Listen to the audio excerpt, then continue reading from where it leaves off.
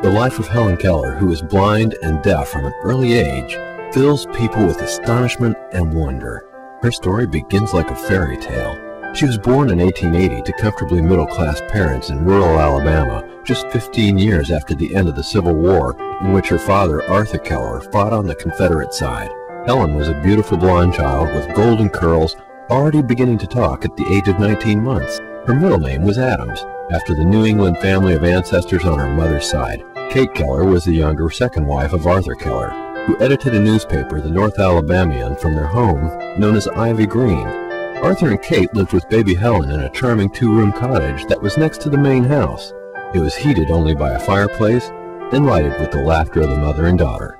She was a smart girl and learning many new things.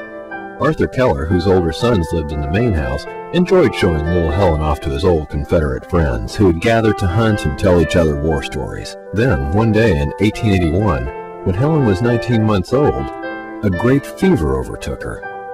History is not sure if it was scarlet fever or meningitis, but a week later, after nearly losing her life, she was completely deaf.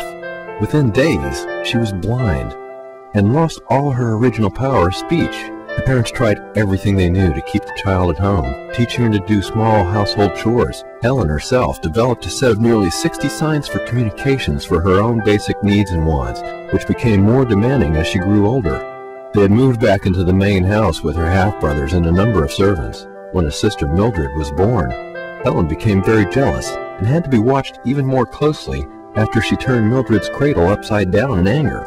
When Helen locked her mother in the pantry next to the kitchen and hid the key, Arthur and Kate were at the end of their endurance.